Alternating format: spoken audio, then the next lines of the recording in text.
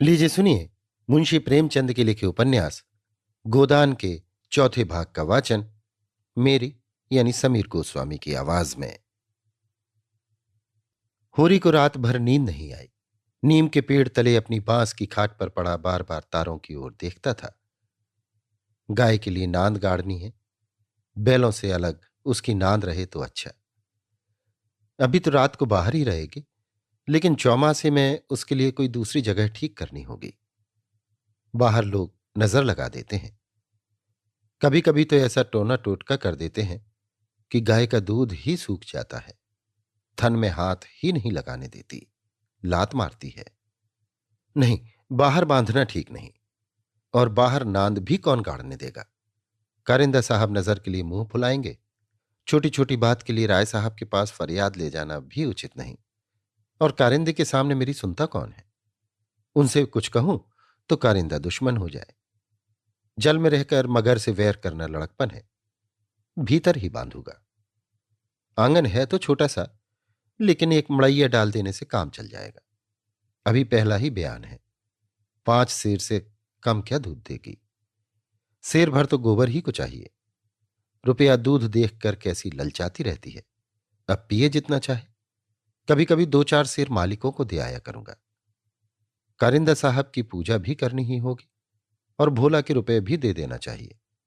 सगाई के ढकोसले में उसे क्यों डालूं।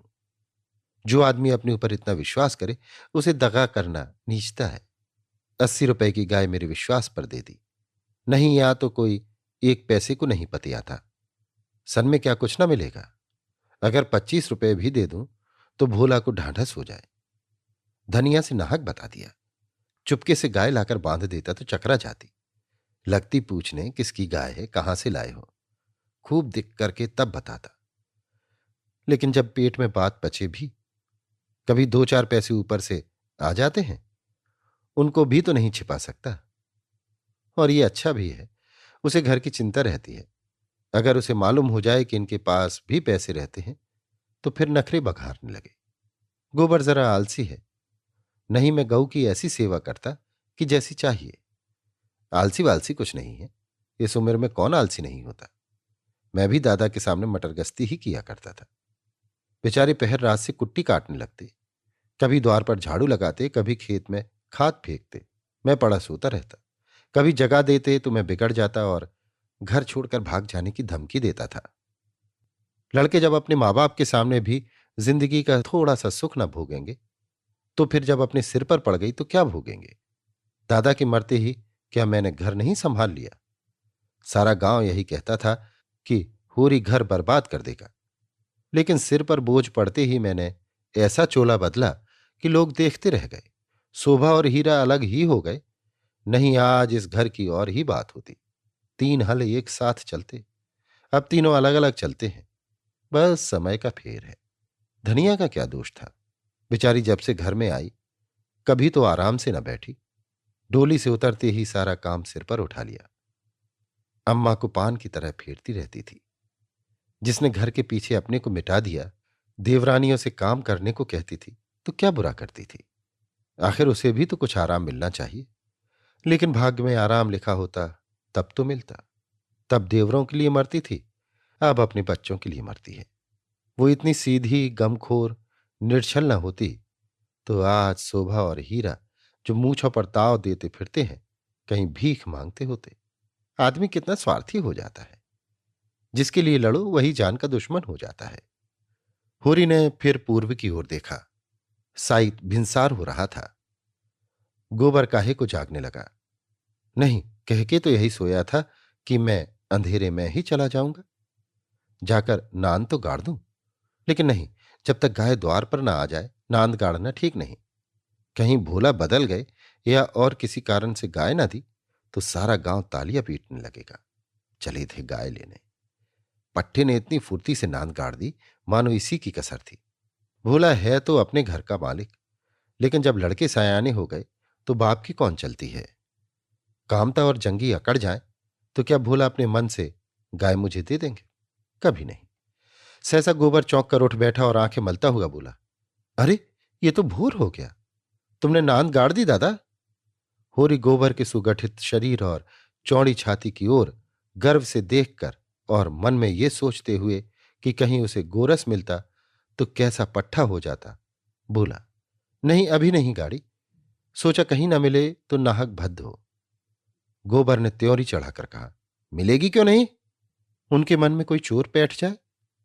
चोर बैठे या डाकू, गाय तो उन्हें देनी ही पड़ेगी। गोबर ने और कुछ न कहा, लाठी कंधे पर रखी और चल दिया। होरी उसे जाते देखता हुआ अपना कलेजा ठंडा करता रहा। अब लड़के की सगाई में देर न करनी चाहिए। 17वां लग गया, मगर करें कैसे? कहीं पैसे के भी दर्शन हो। जब से तीनों भाइयों में अलगौझा हो गया, घर की साख जाती रही।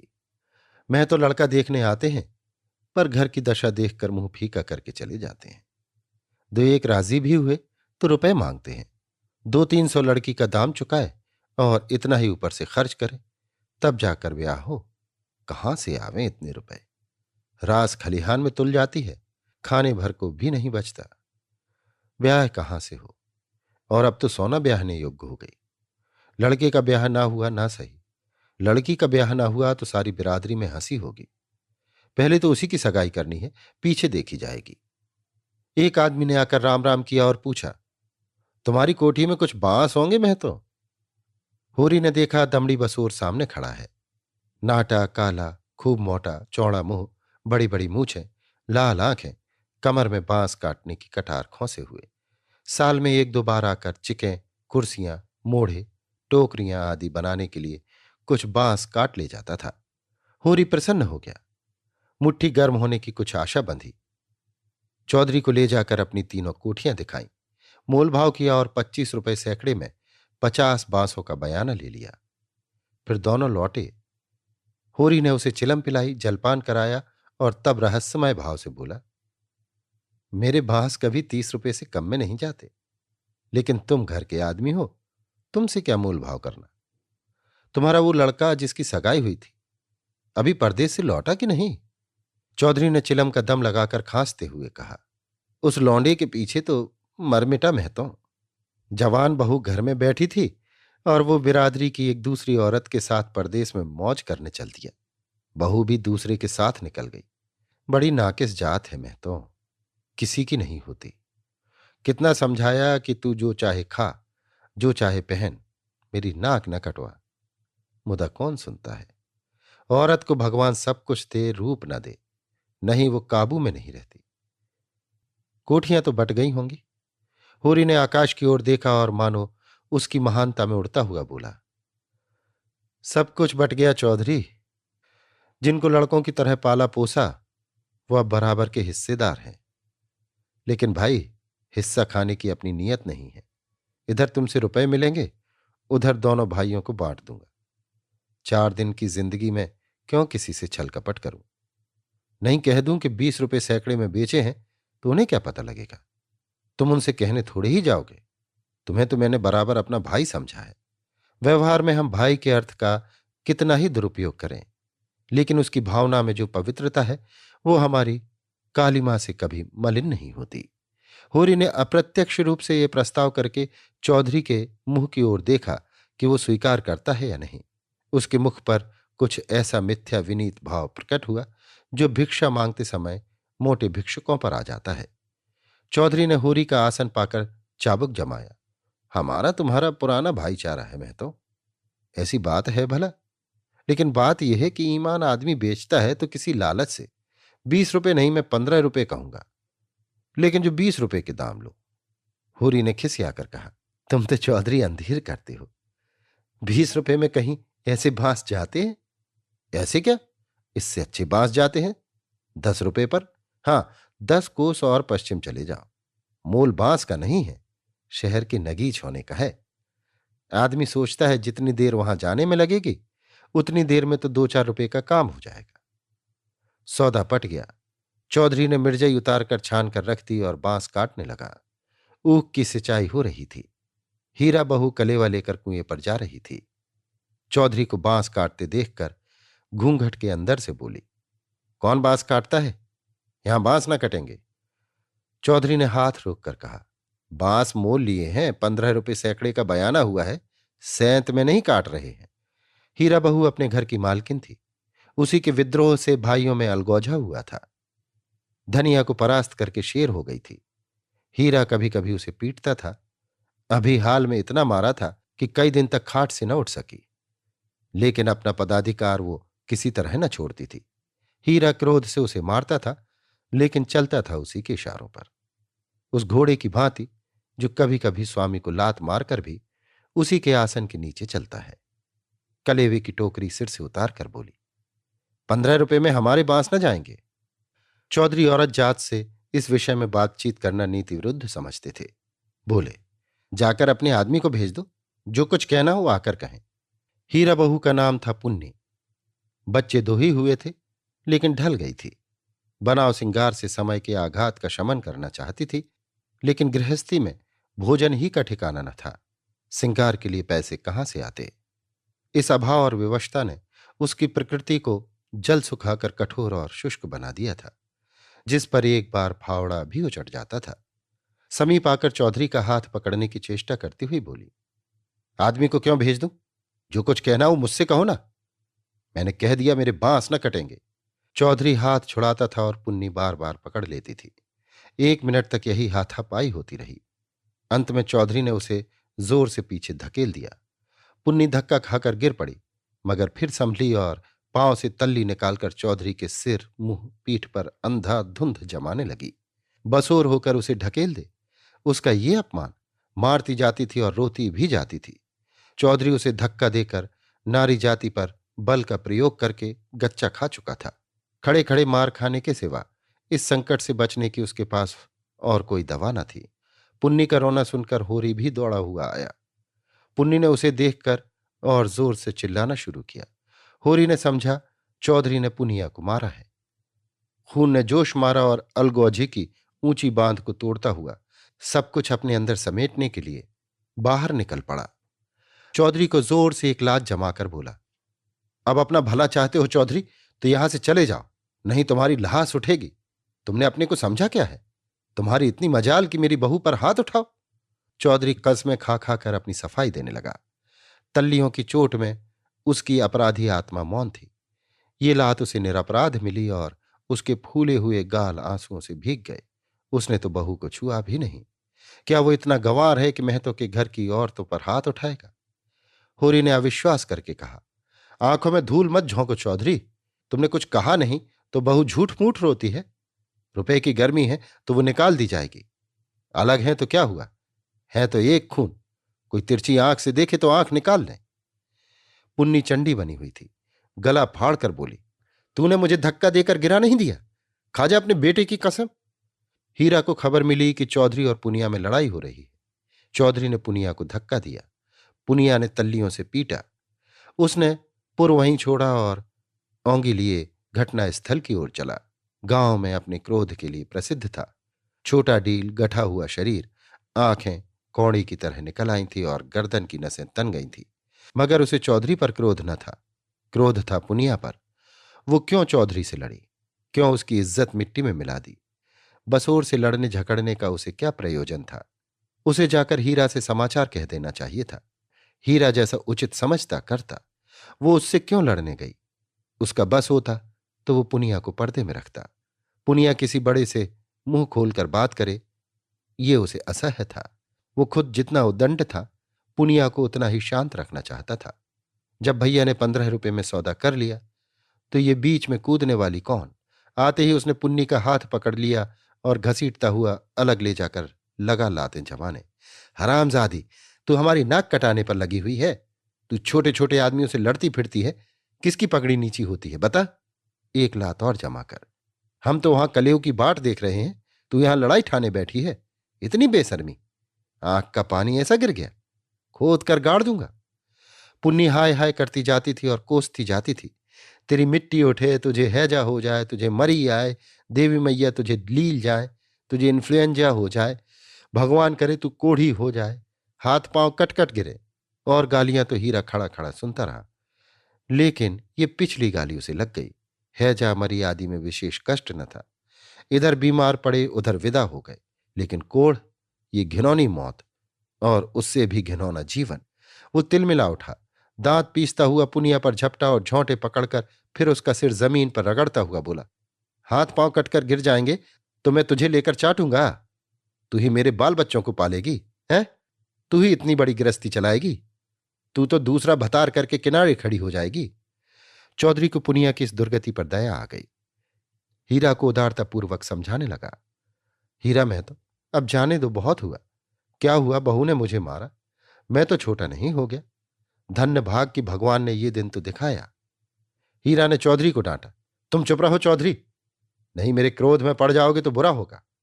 औरत जात इसी तरह बकती है। आज को तुमसे लड़ गई, कल को दूसरों से लड़ जाएगी। तुम भले मानस हो, हंसकर टाल गए, दूसरा तो बर्दाश्त न करेगा। कहीं उसने भी हाथ छोड़ दिया तो कितनी आबरू रह जाएगी बताओ। इस ख्याल ने उसके क्रोध को फिर भड़काया। लपका था कि होरी ने दौड़कर पकड़ लिया और उसे पीछे हटाते हुए बोला, अरे हो तो गया, देख तो लिया दुनिया ने कि बहादुर हो, अब क्या उसे पीस कर पी जाओगे? हीरा अब भी अपने बड़े भाई का अदब करता था, सीधे सीधे न लड़ता था। चाहता तो एक झटके में अपना हाथ छुड़ा लेता, लेकिन इतनी बेअदबी न कर सका। चौधरी की ओर देखकर बोला, अब खड़े क्या ताकते हो, जाकर अपने बांस काटो। मैंने सही कर दिया, 15 रुपए सैकड़े में तय है। कहाँ तो पुन्नी रो रही थी, कहाँ झमक कर उठी और अपना सिर पीट कर बोली, लगा दे घर में आग, मुझे क्या करना है, भाग फूट गया कि तुम जैसे कसाई के पाले पड़ी, लगा दे घर में आग। उसने कलेऊ की टोकरी वहीं छोड़ दी और घर की ओर चली। हीरा गरजा, वहां कहां जाती है, चल कुएं पर, नहीं खून पी जाऊंगा। पुनिया के पांव रुक गए। इस नाटक का दूसरा अंक न खेलना चाहती थी। चुपके से टोकरी उठाकर रोती हुई कुएं की ओर चली। हीरा भी पीछे पीछे चला। होरी ने कहा, अब फिर मारधाड़ न करना, इससे औरत बेशरम हो जाती है। धनिया ने द्वार पर आकर हाँक लगाई, तुम वहां खड़े खड़े क्या तमाशा देख रहे हो? कोई तुम्हारी सुनता भी है कि यों ही शिक्षा दे रहे हो? उस दिन इसी बहू ने तुम्हें घूंघट की आड़ में दाढ़ी जार कहा था, भूल गए? बहुरिया होकर पराए मर्दों से लड़ेगी तो डांटी न जाएगी? होरी द्वार पर आकर नटखटपन के साथ बोला, और जो मैं इसी तरह तुझे मारूं? क्या कभी मारा नहीं है जो मारने की साध बनी हुई है? इतनी बेदर्दी से मारता तो तू घर छोड़कर भाग जाती। पुनिया बड़ी गमखोर है। ओहो, ऐसे ही तो बड़े दर्द वाले हो, अभी तक मार का दाग बना हुआ है। हीरा मारता है तो दुलारता भी है, तुमने खाली मारना सीखा, दुलार करना सीखा ही नहीं। मैं ही ऐसी हूं कि तुम्हारे साथ निभा हुआ। अच्छा रहने दे, बहुत अपना बखान न कर। तू ही रूठ रूठ कर नहर भागती थी, जब महीनों खुशामद करता था तब जाकर आती थी, जब अपनी गरज सताती थी तब मनाने जाते थे लाला, मेरे दुलार से नहीं जाते थे। इसी से तो मैं सबसे तेरा बखान करता हूं। वैवाहिक जीवन के प्रभात में लालसा अपनी गुलाबी मादकता के साथ उदय होती है और हृदय के सारे आकाश को अपने माधुर्य की सुनहरी किरणों से रंजित कर देती है। फिर मध्याह्न का प्रखर ताप आता है, क्षण क्षण पर बगुले उठते हैं और पृथ्वी कांपने लगती है। लालसा का सुनहरा आवरण हट जाता है और वास्तविकता अपने नग्न रूप में सामने आ खड़ी होती है। उसके बाद विश्राममय संध्या आती है, शीतल और शांत। जब हम थके हुए पथिकों की भांति दिन भर की यात्रा का वृतांत कहते और सुनते हैं, तटस्थ भाव से, मानो हम किसी ऊंचे शिखर पर जा बैठे हैं जहां नीचे का जनरब हम तक नहीं पहुंचता। धनिया ने आंखों में रस भरकर कहा, चलो चलो, बड़े बखान करने वाले, जरा सा कोई काम बिगड़ जाए तो गर्दन पर सवार हो जाते हो। होरी ने मीठे उलाहने के साथ कहा, ले, अब यही तेरी बेइंसाफी मुझे अच्छी नहीं लगती धनिया। भोला से पूछ, मैंने उनसे तेरे बारे में क्या कहा था। धनिया ने बात बदलकर कहा, देखो गोबर गाय लेकर आता है कि खाली हाथ? चौधरी ने पसीने में लथपथ हाकर कहा, मैं तो चलकर बांस गिन लूं, कल ठेला लाकर उठा ले जाऊंगा। होरी ने बांस गिनने की जरूरत न समझी, चौधरी ऐसा आदमी नहीं है। फिर एक आध बांस बेसी काट ही लेगा तो क्या, रोज ही तो मंगनी बांस कटते हैं। सहालगांव में तो मंडप बनाने के लिए लोग दर्जनों बांस काट ले जाते हैं। चौधरी ने 7.5 रुपए निकालकर उसके हाथ में दिए। होरी ने गिनकर कहा, और निकालो, हिसाब से 2.5 और होते हैं। चौधरी ने बेमुरव्वती से कहा, 15 रुपए में तय हुए हैं कि नहीं? 15 रुपए में नहीं, 20 रुपए में। हीरा महतो ने तुम्हारे सामने 15 रुपए कहे थे, कहो तो बुला लाऊं। तय तो 20 रुपए में ही हुए थे चौधरी, अब तुम्हारी जीत है, जो चाहो कहो। 2.5 रुपए निकलते हैं, तुम 2 ही दे दो। मगर चौधरी कच्ची गोलियां न खेला था। अब उसे किसका डर? होरी के मुंह में तो ताला पड़ा हुआ था। क्या कहे? माथा ठोक कर रह गया। बस इतना बोला, अच्छी बात नहीं है चौधरी, 2 रुपए दबाकर राजा न हो जाओगे। चौधरी तीक्ष्ण स्वर में बोला, और तुम क्या भाइयों के थोड़े से पैसे दबाकर राजा हो जाओगे? 2.5 रुपए पर अपना ईमान बिगाड़ रहे हो, उस पर मुझे उपदेश देते हो? अभी पर्दा खोल दो तो सिर नीचा हो जाए। होरी पर जैसे सैकड़ों जूते पड़ गए। चौधरी तो रुपए सामने जमीन पर रखकर चला गया, पर वो नीम के नीचे बैठा बड़ी देर तक पछताता रहा। वो कितना लोभी और स्वार्थी है, इसका उसे आज पता चला।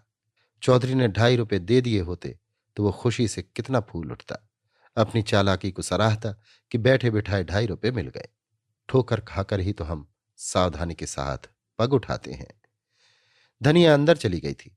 बाहर आई तो रुपए जमीन पर पड़े देखे, गिनकर बोली, और रुपए क्या हुए? 10 न चाहिए? होरी ने लंबा मुंह बनाकर कहा, हीरा ने 15 रुपए में दे दिए तो मैं क्या करता? हीरा 5 रुपए में दे दे, हम नहीं देते इन दामों। वहां मारपीट हो रही थी, मैं बीच में क्या बोलता? होरी ने अपनी पराजय अपने मन में ही डाल ली, जैसे कोई चोरी से आम तोड़ने के लिए पेड़ पर चढ़े और गिर पड़ने पर धूल झाड़ता हुआ उठ खड़ा हो कि कोई देख न ले। जीत कर आप अपनी धोखेबाजियों की डींग मार सकते हैं। जीत में सब कुछ माफ है, हार की लज्जा तो पी जाने की ही वस्तु है। धनिया पति को फटकारने लगी। ऐसे अवसर उसे बहुत कम मिलते थे। होरी उससे चतुर था, पर आज बाजी धनिया के हाथ थी। हाथ मटका कर बोली, क्यों ना हो, भाई ने 15 रुपए कह दिए तो तुम कैसे टोकते? अरे राम राम, लाड़ले भाई का दिल छोटा हो जाता कि नहीं? फिर जब इतना बड़ा अनर्थ हो रहा था कि लाड़ली बहू के गले पर छुरी चल रही थी, तो भला तुम कैसे बोलते? उस बखत कोई तुम्हारा सरबस लूट लेता तो भी तुम्हें सुध ना होती। होरी चुपचाप सुनता रहा, मिनका तक नहीं। झुंझलाहट हुई, क्रोध आया, खून खौला, आंख जली, दांत पीसे, लेकिन बोला नहीं। चुपके से कुदाल उठाई और ऊख गोड़ने चला। धनिया ने कुदाल छीनकर कहा, क्या अभी सवेरा है जो ऊख कोड़ने चले? सूरज देवता माथे पर आ गए, नहाने धोने जाओ, रोटी तैयार है। होरी ने घुन्ना कर कहा, मुझे भूख नहीं है। धनिया ने जले पर नौन छिड़का, हाँ, काहे को भूख लगेगी, भाई ने बड़े बड़े लड्डू खिला दिए हैं ना। भगवान ऐसे सपूत भाई सबको दें। होरी बिगड़ा और क्रोध अब रस्सियां तोड़ा रहा था। तू आज मार खाने पर लगी हुई है। धनिया ने नकली विनय का नाटक करके कहा, क्या करूं, तुम दुलार ही इतना करते हो कि मेरा सिर फिर गया है। तू घर में रहने देगी कि नहीं? घर तुम्हारा, मालिक तुम, मैं भला कौन होती हूं तुम्हें घर से निकालने वाली? होरी आज धनिया से किसी तरह पेश नहीं पा सकता। उसकी अक्ल जैसे कुंद हो गई है। इन व्यंग बाणों को रोकने के लिए उसके पास कोई ढाल नहीं है। धीरे धीरे कुदाल रख दी और गमछा लेकर नहाने चला गया। लौटा कोई आधा घंटे में, मगर गोबर अभी तक न आया था। अकेले कैसे भोजन करे? लौंडा वहां जाकर सो रहा। बोला कि वो मदमाती छोकरी है न झुनिया, उसके साथ हंसी दिल लगी कर रहा होगा। कल भी तो उसके पीछे लगा हुआ था। नहीं गाय दी तो लौट क्यों नहीं आया? क्या वहां ढई रहेगा? धनिया ने कहा, अब खड़े क्यों हो, गोबर सांझ को आएगा। होरी ने और कुछ न कहा। कहीं धनिया फिर न कुछ कह बैठे। भोजन करके नीम की छाह में लेट रहा। रूपा रोती हुई आई, नंगे बदन एक लंगोटी लगाए, झबरे बाल इधर उधर बिखरे हुए। होरी की छाती पर लौट गई। उसकी बड़ी बहन सोना कहती है, गाय आएगी तो उसका गोबर मैं पाथूंगी। रूपा ये नहीं बर्दाश्त कर सकती। सोना ऐसी कहाँ की बड़ी रानी है कि सारा गोबर आप पाथ डाले। रूपा उससे किसी बात में कम है? सोना रोटी पकाती है तो क्या रूपा बर्तन नहीं मांजती? सोना पानी लाती है तो क्या रूपा कुएं पर रस्सी नहीं ले जाती? सोना तो कलसा भरकर इठलाती चली आती है, रस्सी समेटकर रूपा ही लाती है। गोबर दोनों साथ पाथती हैं। सोना खेत गोड़ने जाती है तो क्या रूपा बकरी चराने नहीं जाती? फिर सोना क्यों अकेली गोबर पाथेगी? ये अन्याय रूपा कैसे सहे? होरी ने उसके भोलेपन पर मुग्ध होकर कहा, नहीं, गाय का गोबर तू पाथना, सोना गाय के पास आए तो भगा देना। रूपा ने पिता के गले में हाथ डालकर कहा, दूध भी मैं ही दुहूंगी। हाँ हाँ, तू ना दुहेगी तो और कौन दुहेगा? ये मेरी गाय होगी। हाँ, 16 आने तेरी। रूपा प्रसन्न होकर अपनी विजय का शुभ समाचार पराजिता सोना को सुनाने चली गई। गाय मेरी होगी, उसका दूध मैं दुहूंगी, उसका गोबर मैं पाथूंगी, तुझे कुछ न मिलेगा। सोना उम्र से किशोरी, देह के गठन में युवती और बुद्धि से बालिका थी। जैसे उसका यौवन उसे आगे खींचता था, बालपन पीछे। कुछ बातों में इतनी चतुर कि ग्रेजुएट युवतियों को पढ़ाए, कुछ बातों में इतनी अलहड़ कि शिशुओं से भी पीछे। लंबा रूखा किंतु प्रसन्न मुख, थोड़ी नीचे को खिंची हुई, आंखों में एक प्रकार की तृप्ति, न केशों में तेल, न आंखों में काजल, न देह पर कोई आभूषण। जैसे गृहस्थी के भार ने यौवन को दबाकर बौना कर दिया हो। सिर को एक झटका देकर बोली, जा तो गोबर पाथ, जब तू दूध दोहकर रखेगी तो मैं पी जाऊंगी। मैं दूध की हाड़ी ताले में बंद करके रखूंगी, मैं ताला तोड़कर दूध निकाल लाऊंगी। ये कहती हुई वो बाग की तरफ चल दी। आम गदरा गए थे, हवा के झोंकों से एक आध जमीन पर गिर पड़ते थे। लू के मारे चुचके पीले, लेकिन बाल वृंद उन्हें टपके समझकर बाग को घेरे रहते थे। रूपा भी बहन के पीछे हो ली। जो काम सोना करे वो रूपा जरूर करेगी। सोना के विवाह की बातचीत हो रही थी। रूपा की विवाह की कोई चर्चा नहीं करता, इसलिए वो स्वयं अपने विवाह के लिए आग्रह करती है। उसका दूल्हा कैसा होगा, क्या क्या लाएगा, उसे कैसे रखेगा, उसे क्या खिलाएगा, क्या पहनाएगा, इसका वो बड़ा विशद वर्णन करती, जिसे सुनकर कदाचित कोई बालक उससे विवाह करने पर राजी न होता। सांझ हो रही थी। होरी ऐसा अलसाया कि ऊख गोड़ने न जा सका। बैलों को नांद में लगाया, सानी खली दी और एक चिलम भरकर पीने लगा।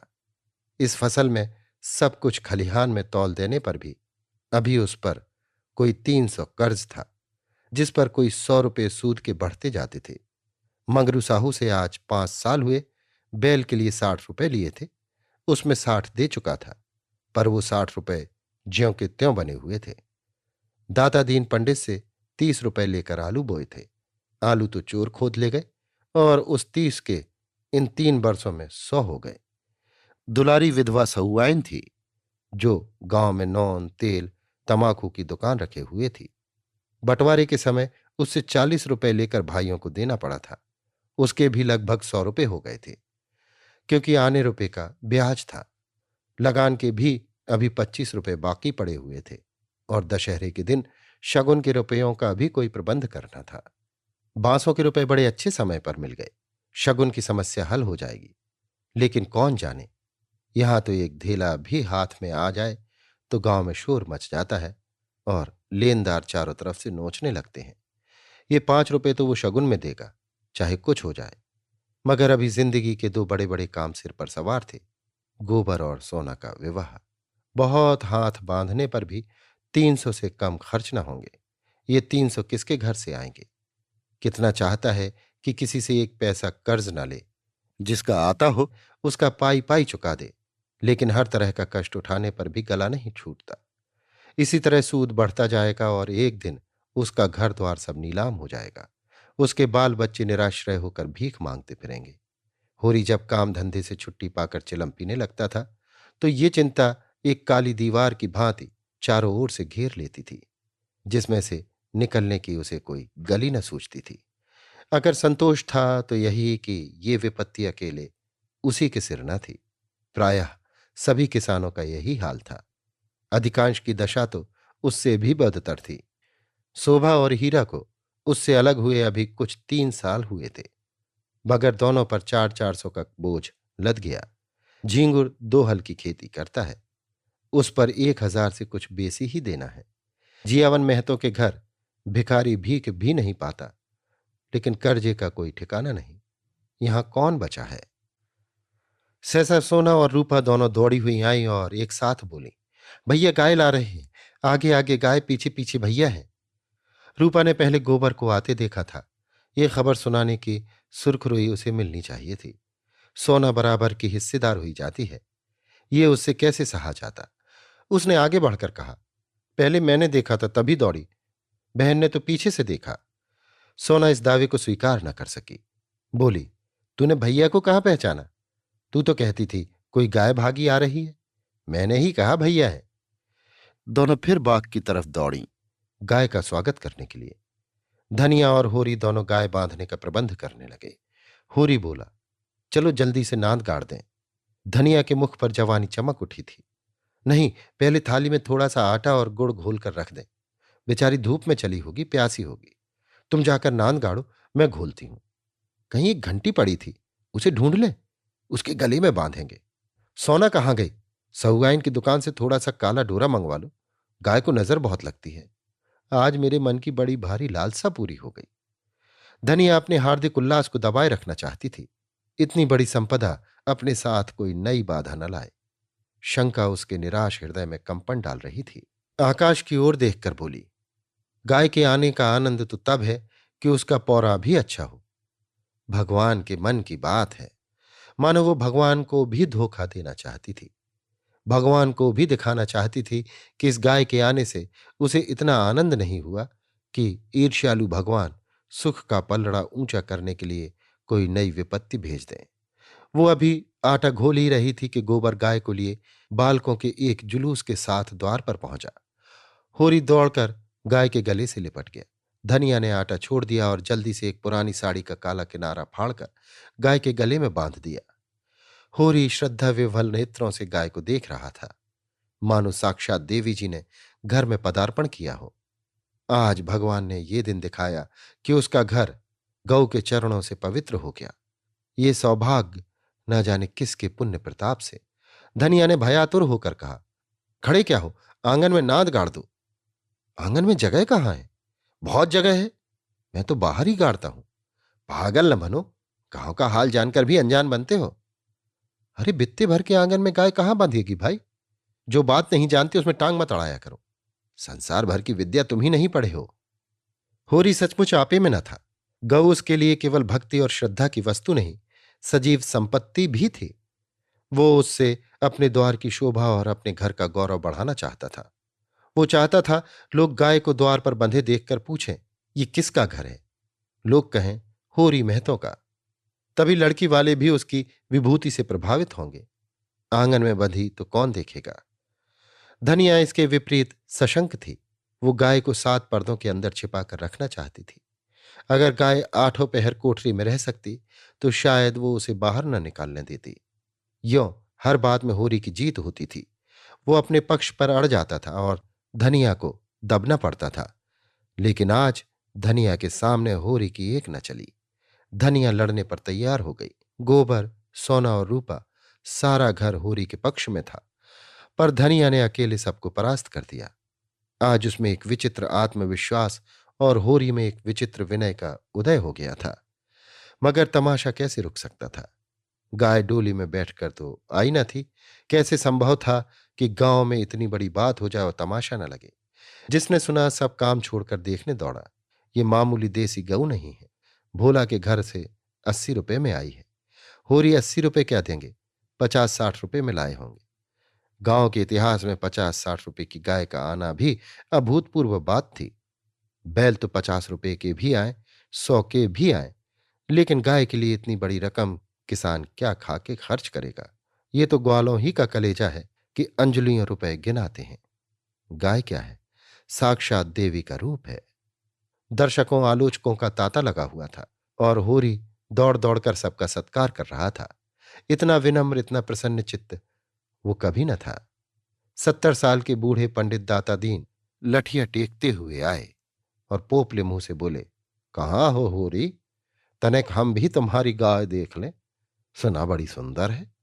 होरी ने दौड़कर पालांगन किया और मन में अभिमानमय उल्लास का आनंद उठाता हुआ बड़े सम्मान से पंडित जी को आंगन में ले गया। महाराज ने गऊ को अपनी पुरानी अनुभवी आंखों से देखा, सींगें देखी, थन देखा, पुट्ठा देखा और घनी सफेद भौहों के नीचे छिपी हुई आंखों में जवानी की उमंग भरकर बोले, कोई दोष नहीं बेटा, बाल भौरी सब ठीक। भगवान चाहेंगे तो तुम्हारे भाग खुल जाएंगे। ऐसे अच्छे लक्षण हैं कि वाह, बस रातें न कम होने पाए। एक एक बाछा 100-100 का होगा। होरी ने आनंद के सागर में डुबकियां खाते हुए कहा, सब आपका आशीर्वाद है दादा। दाता दीन ने सुरती की पीक थूकते हुए कहा, मेरा आशीर्वाद नहीं है बेटा, भगवान की दया है। ये सब प्रभु की दया है। रुपए नगद दिए? होरी ने बेपर की उड़ाई। अपने महाजन के सामने भी अपनी समृद्धि प्रदर्शन का ऐसा अवसर पाकर वो कैसे छोड़े। टके की नई टोपी सिर पर रखकर जब हम अकड़ने लगते हैं, जरा देर के लिए किसी सवारी पर बैठकर जब हम आकाश में उड़ने लगते हैं, तो इतनी बड़ी विभूति पाकर क्यों ना उसका दिमाग आसमान पर चढ़े। बोला, भोला ऐसा भलमानस नहीं है महाराज। नगद गिनाए पूरे चौकस। अपने महाजन के सामने ये डींग मारकर होरी ने नादानी तो की थी, पर दाता दीन के मुख पर असंतोष का कोई चिन्ह न दिखाई दिया। इस कथन में कितना सत्य है, ये उनकी उन बुझी हुई आंखों से छिपा न रह सका जिनमें ज्योति की जगह अनुभव छिपा बैठा था। प्रसन्न होकर बोले, कोई हरज नहीं बेटा, कोई हरज नहीं। भगवान सब कल्याण करेंगे। 5 सेर दूध है इसमें, बच्चे के लिए छोड़कर। धनिया ने तुरंत टोका, अरे नहीं महाराज, इतना दूध कहाँ, बुढ़िया तो हो गई है, फिर यहां रातिब कहाँ धरा है। दाता दीन ने मर्म भरी आंखों से देखकर उसकी सतर्कता को स्वीकार किया, मानो कह रहे हो, गृहिणी का यही धर्म है, सीटना मर्दों का काम है, उन्हें सीटने दो। फिर रहस्य भरे स्वर में बोले, बाहर न बांधना, इतना कह देते हैं। धनिया ने पति की ओर विजयी आंखों से देखा, मानो कह रही हो, लो अब तो मानोगे। दाता दीन से बोली, नहीं महाराज, बाहर क्या बांधेंगे, भगवान दें तो इसी आंगन में 3 गायें और बंध सकती हैं। सारा गांव गाय देखने आया, नहीं आए तो शोभा और हीरा, जो अपने सगे भाई थे। होरी के हृदय में भाइयों के लिए अब भी कोमल स्थान था। वो दोनों आकर देख लेते और प्रसन्न हो जाते तो उसकी मनोकामना पूरी हो जाती। सांझ हो गई, दोनों पुर लेकर लौट आए, इसी द्वार से निकले, पर पूछा कुछ नहीं। होरी ने डरते डरते धनिया से कहा, न शोभा आया न हीरा, सुनाना होगा। धनिया बोली, तो यहां कौन उन्हें बुलाने जाता है। तू बात तो समझती नहीं, लड़ने के लिए तैयार रहती है। भगवान ने जब ये दिन दिखाया है तो हमें सिर झुकाकर चलना चाहिए। आदमी को अपने सगों के मुंह में अपनी भलाई बुराई सुनने की जितनी लालसा होती है, बाहर वालों के मुंह से नहीं। फिर अपने भाई लाख बुरे हों, हैं तो अपने भाई ही। अपने हिस्से बखरे के लिए सभी लड़ते हैं, पर इससे खून थोड़े ही बढ़ जाता है। दोनों को बुलाकर दिखा देना चाहिए, नहीं कहेंगे गाय लाए, हमसे कहा तक नहीं। धनिया ने नाक से कोड़कर कहा, मैंने तुमसे 100 बार 1000 बार कह दिया, मेरे मुंह पर भाइयों का बखान न किया करो। उनका नाम सुनकर मेरी देह में आग लग जाती है। सारे गांव ने सुना, क्या उन्होंने ना सुना होगा। इतनी दूर भी तो नहीं रहते, सारा गांव देखने आया, उन्हीं के पांवों में मेहंदी लगी हुई थी, मगर आए कैसे।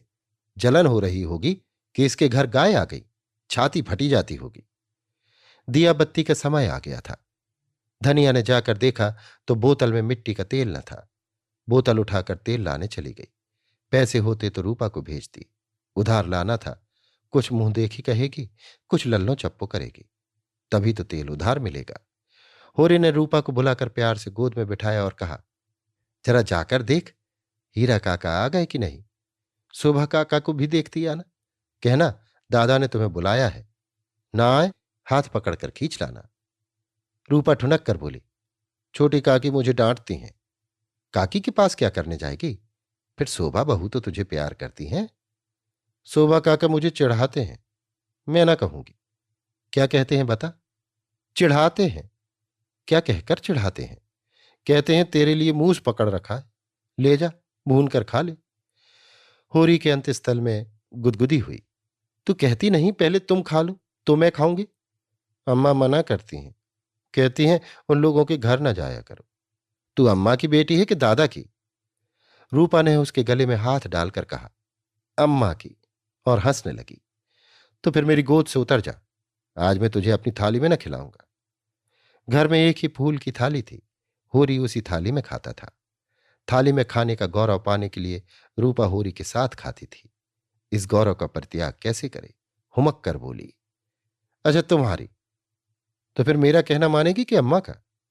तुम्हारा, तो जाकर हीरा और शोभा को खींच ला। और जो अम्मा बिगड़े, अम्मा से कहने कौन जाएगा। रूपा कूदती हुई हीरा के घर चली। द्वेष का माया जाल बड़ी बड़ी मछलियों को ही फंसाता है। छोटी मछलियां या तो उसमें फंसती ही नहीं या तुरंत निकल जाती हैं। उनके लिए वो घातक जल क्रीड़ा की वस्तु है, भय की नहीं। भाइयों से होरी की बोलचाल बंद थी, पर रूपा दोनों घरों में आती जाती थी। बच्चों से क्या बैर। लेकिन रूपा घर से निकली ही थी कि धनिया तेल लिए मिल गई। उसने पूछा, सांझ की बेला कहाँ जाती है, चल घर। रूपा मां को प्रसन्न करने के प्रलोभन को न रोक सकी। धनिया ने डांटा, चल घर, किसी को बुलाने नहीं जाना है। रूपा का हाथ पकड़े हुए वो घर आई और होरी से बोली, मैंने तुमसे 1000 बार कह दिया, मेरे लड़कों को किसी के घर न भेजा करो। किसी ने कुछ कर करा दिया तो मैं तुम्हें लेकर चाटूंगी। ऐसा ही बड़ा प्रेम है तो आप क्यों नहीं जाते? अभी पेट नहीं भरा जान पड़ता है। होरी नान जमा रहा था। हाथों में मिट्टी लपेटे हुए अज्ञान का अभिनय करके बोला, किस बात पर बिगड़ती है भाई? ये तो अच्छा नहीं लगता कि अंधे कुकर की तरह हवा को भूखा करे। धनिया को कुप्पी में तेल डालना था। इस समय झगड़ा न बढ़ाना चाहती थी। रूपा भी लड़कों में जा मिली। पहर रात से ज्यादा हो चुकी थी। नांद गड़ चुकी थी। सानी और खली डाल दी गई थी। गाय मन मारे उदास बैठी थी, जैसे कोई वधू ससुराल आई हो। नांद में मुंह तक न डालती थी। होरी और गोबर खाकर आधी आधी रोटियां उसके लिए लाए, पर उसने सूंघा तक नहीं। मगर ये कोई नई बात न थी। जानवरों को भी बहुधा घर छूट जाने का दुख होता है। होरी बाहर खाट पर बैठकर चिलम पीने लगा तो फिर भाइयों की याद आई। नहीं, आज इस शुभ अवसर पर वो भाइयों की उपेक्षा नहीं कर सकता। उसका हृदय ये विभूति पाकर विशाल हो गया था। भाइयों से अलग हो गया है तो क्या हुआ? उनका दुश्मन तो नहीं है। यही गाय 3 साल पहले आई होती तो सभी का उस पर बराबर अधिकार होता। और कल को यही गाय दूध देने लगेगी तो क्या वो भाइयों के घर दूध न भेजेगा या दही न भेजेगा? ऐसा तो उसका धर्म नहीं है। भाई उसका बुरा चेते, वो क्यों उनका बुरा चेते? अपनी अपनी करनी तो अपने अपने साथ है। उसने नारियल खाट के पाए से लगाकर रख दिया और हीरा के घर की ओर चला। शोभा का घर भी उधर ही था। दोनों अपने अपने द्वार पर लेटे हुए थे। काफी अंधेरा था। होरी पर उनमें से किसी की निगाह नहीं पड़ी। दोनों में कुछ बातें हो रही थी। होरी ठिठक गया और उनकी बातें सुनने लगा। ऐसा आदमी कहाँ है जो अपनी चर्चा सुनकर टाल जाए? हीरा ने कहा, जब तक एक में थे एक बकरी भी नहीं ली, अब पछाई गाय ली जाती है। भाई का हक मारकर किसी को फलते फूलते नहीं देखा। शोभा बोला, ये तुम अन्याय कर रहे हो हीरा। भाई ने एक एक पैसे का हिसाब दिया था। ये मैं कभी ना मानूंगा कि उन्होंने पहले की कमाई छिपा रखी थी। तुम मानो चाहे ना मानो, ये पहले की कमाई। किसी पर झूठा इल्जाम न लगाना चाहिए। अच्छा, तो ये रुपए कहां से आ गए? कहां से हुन बरस पड़ा? उतने ही खेत तो हमारे पास भी हैं, उतनी ही उपज हमारी भी है। फिर क्यों हमारे पास कफन को कौड़ी नहीं और उनके घर नई गाय आती है? उधार लाए होंगे। भोला उधार देने वाला आदमी नहीं है। कुछ भी हो, गाय है बड़ी सुंदर। गोबर लिए जाता था तो मैंने रास्ते में देखा। बेईमानी का धन जैसे आता है वैसे ही जाता है। भगवान चाहेंगे तो बहुत दिन गाय घर में न रहेगी। होरी से और न सुना गया।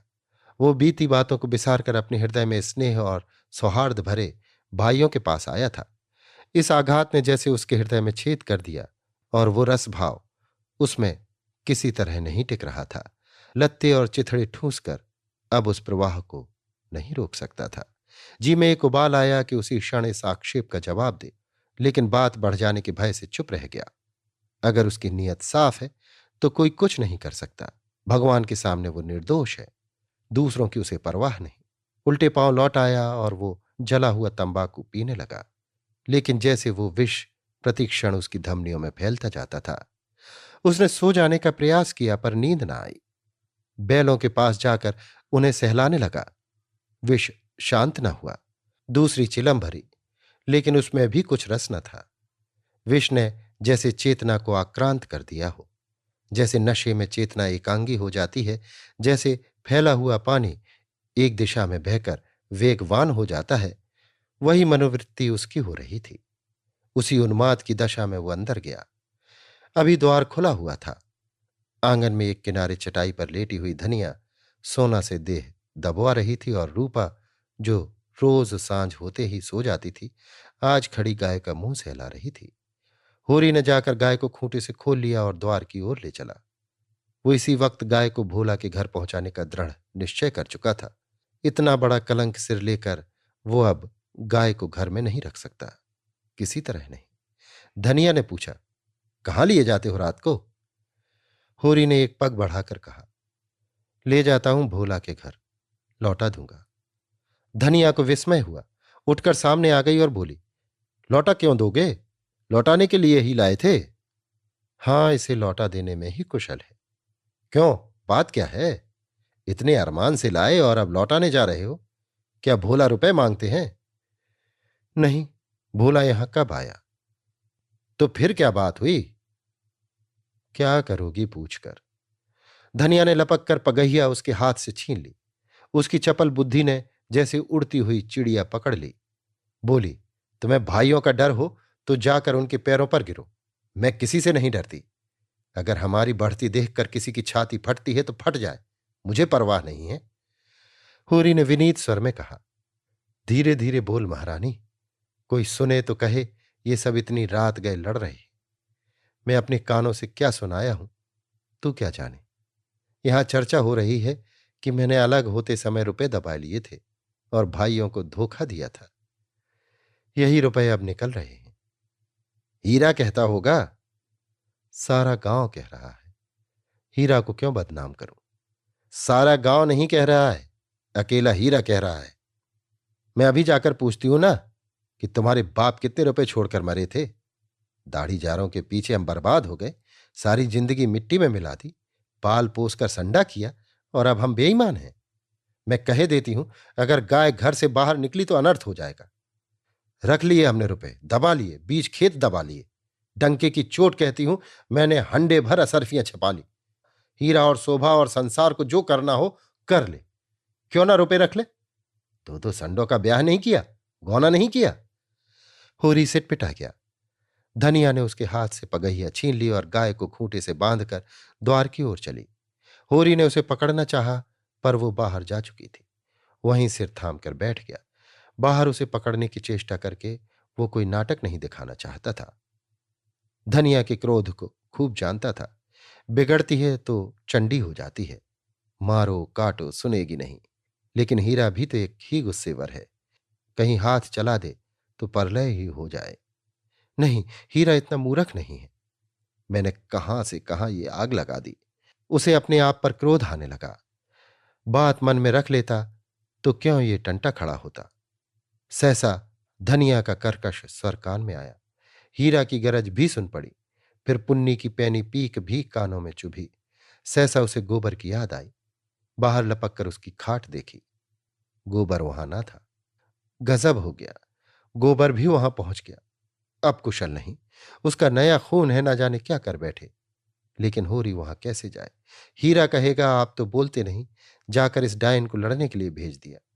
कोलाहल प्रतिक्षण प्रचंड होता जाता था। सारे गांव में जाग पड़ गई। मालूम होता था कहीं आग लग गई है और लोग खाट से उठ उठ बुझाने दौड़े जा रहे हैं। इतनी देर तक तो वो जब्त किए बैठा रहा, फिर न रहा गया। धनिया पर क्रोध आया।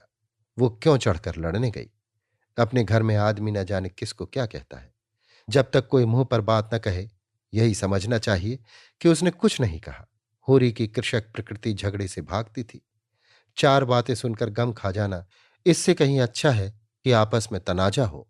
कहीं मारपीट हो जाए तो थाना पुलिस हो, बंधे बंधे फिरो, सबकी चिरौरी करो, अदालत की धूल फांको, खेती बाड़ी जहन्नुम में मिल जाए। उसका हीरा पर तो कोई बस न था, मगर धनिया को तो वो जबरदस्ती खींच ला सकता है। बहुत होगा गालियां दे लेगी, एक दो दिन रूठी रहेगी, थाना पुलिस की नौबत तो न आएगी। जाकर हीरा के द्वार पर सबसे दूर दीवार की आड़ में खड़ा हो गया। एक सेनापति की भांति मैदान में आने के पहले परिस्थिति को अच्छी तरह समझ लेना चाहता था। अगर अपनी जीत हो रही है तो बोलने की कोई जरूरत नहीं, हार हो रही है तो तुरंत कूद पड़ेगा। देखा तो वहां 50 आदमी जमा हो गए हैं। पंडित दाता दीन, लाला पटेश्वरी, दोनों ठाकुर जो गांव के कर्ता धर्ता थे, सभी पहुंचे हुए हैं। धनिया का पल्ला हल्का हो रहा था। उसकी उग्रता जनमत को उसके विरुद्ध किए देती थी। वो रणनीति में कुशल न थी। क्रोध में ऐसी जली कटी सुना रही थी कि लोगों की सहानुभूति उससे दूर होती जाती थी। वो गरज रही थी, तू हमें देखकर क्यों जलता है? हमें देखकर क्यों तेरी छाती फटती है? पाल पोस कर जवान कर दिया, ये उसका इनाम है। हमने न पाला होता तो आज कहीं भीख मांगते होते, रूह की छाह भी न मिलती। होरी को ये शब्द जरूरत से ज्यादा कठोर जान पड़े। भाइयों का पालना पोसना तो उसका धर्म था। उनके हिस्से की जायदाद तो उसके हाथ में थी। कैसे न पालता पोसता, दुनिया में कहीं मुंह दिखाने लायक रहता। हीरा ने जवाब दिया, हम किसी का कुछ नहीं जानते। तेरे घर में कुत्तों की तरह एक टुकड़ा खाते थे और दिन दिन भर काम करते थे। जाना ही नहीं कि लड़कपन और जवानी कैसी होती है। दिन दिन भर सूखा गोबर बीना करते थे, उस पर भी तू बिना 10 गाली दिए रोटी न देती थी। तेरी जैसी राक्षसिन के हाथ में पड़कर जिंदगी तलख हो गई। धनिया और भी तेज हुई, जवान संभाल, नहीं जीभ खींच लूंगी। राक्षसिन तेरी औरत होगी, तू है किस फेर में मुड़ी काटे, टुकड़े खोर, नमक हराम। दाता दीन ने टोका, इतना कटु वचन क्यों कहती है धनिया? नारी का धर्म है कि गम खाए, ये तो उजड्ड है, क्यों उसके मुंह लगती है? लाला पटेश्वरी पटवारी ने उसका समर्थन किया। बात का जवाब बात है, गाली नहीं। तूने लड़कपन में उसे पाला पोसा, लेकिन ये क्यों भूल जाती है कि उसकी जायदाद तेरे हाथ में थी? धनिया ने समझा सबके सब मिलकर मुझे नीचा दिखाना चाहते हैं। चौमुख लड़ाई लड़ने के लिए तैयार हो गई। अच्छा रहने दो लाला, मैं सबको पहचानती हूं। इस गांव में रहते 20 साल हो गए, एक एक की नस नस पहचानती हूं। मैं गाली दे रही हूं, वो फूल बरसा रहा है। क्यों? दुलारी सहुआइन ने आग पर घी डाला। बाकी बड़ी गाल दराज औरत है भाई, मर्द की मुंह लगती है। होरी ही जैसा मर्द है कि इसका निबाह होता है। दूसरा मर्द होता तो एक दिन न पड़ती। अगर हीरा इस समय जरा नर्म हो जाता तो उसकी जीत हो जाती, लेकिन ये गालियां सुनकर आपे से बाहर हो गया। औरों को अपने पक्ष में देखकर वो कुछ शेर हो रहा था। गला फाड़ कर बोला, चली जा मेरे द्वार से, नहीं जूतों से बात करूंगा, झोंटा पकड़कर उखाड़ लूंगा। गाली देती है डाइन, बेटे का घमंड हो गया है। खून, पासा पलट गया। होरी का खून खोल उठा, बारूद में जैसे चिंगारी पड़ गई हो। आगे आकर बोला, अच्छा बस, अब चुप हो जाओ हीरा, अब नहीं सुना जाता। मैं उस औरत को क्या कहूं? जब मेरी पीठ में धूल लगती है तो इसी के कारण।